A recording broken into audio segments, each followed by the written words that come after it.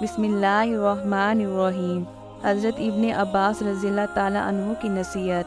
وہاب رضی اللہ تعالیٰ عنہ بن منبی کہتے ہیں کہ حضرت عبداللہ بن عباس کی ظاہری بینائی جاننے کے بعد میں ان کو لیے جا رہا تھا۔ وہ مسجد حرام میں تشریف لے گئے۔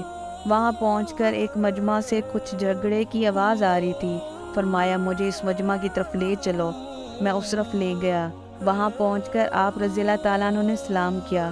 ان لوگوں نے بیٹھنے کی درخواست کی تو آپ رضی اللہ تعالیٰ عنہ نے انکار فرما دیا اور فرمایا کہ تمہیں معلوم نہیں کہ اللہ کے خاص بندوں کی جماعت وہ لوگ ہیں جن کو اس کے خوف نے چپ کرا رکھا ہے، حالانکہ نہ وہ عاجز ہیں نہ گونگے بلکہ فصیح لوگ ہیں، بولنے والے ہیں، سمجھدار ہیں، مگر اللہ تعالیٰ کی بڑائی کے ذکر نے ان کی عقلوں کو اڑا رکھا ہے۔ ان کے دل اس کی وجہ سے ٹوٹے رہتے ہیں اور زبانیں چپ رہتی ہیں، اور جب اس حالت میں ان کو پختگی میسر ہوتی ہے تو اس کی وجہ سے نیک کاموں میں وہ جلدی کرتے ہیں۔ تم لوگ ان سے کہاں ہٹ گئے؟ وہاب رضی اللہ تعالیٰ عنہ کہتے ہیں کہ اس کے بعد میں نے 2 آدمیوں کو بھی ایک جگہ جمع نہیں دیکھا۔ حضرت ابن عباس رضی اللہ تعالیٰ عنہ اللہ کے خوف سے اس قدر روتے تھے کہ چہرہ پر آنسوں کے ہر وقت بہنے سے 2 نالیاں سی بن گئی تھی۔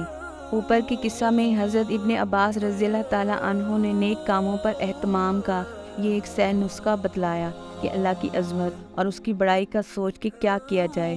اس کے بعد ہر قسم کا نیک عمل سہل ہے اور پھر وہ یقیناً اخلاص سے بھرا ہوا ہوگا۔ رات دن کے 24 گھنٹوں میں اگر تھوڑا سا وقت بھی ہم لوگ اس سوچنے کی خاطر نکال لیں تو کیا مشکل ہے۔ اگر آپ کو ہماری ویڈیو پسند آئی ہے تو ویڈیو کو لائک کریں، چینل کو سبسکرائب کریں اور مزید اس طرح کی ویڈیوز کے لیے بیل آئیکن ضرور دبائیں۔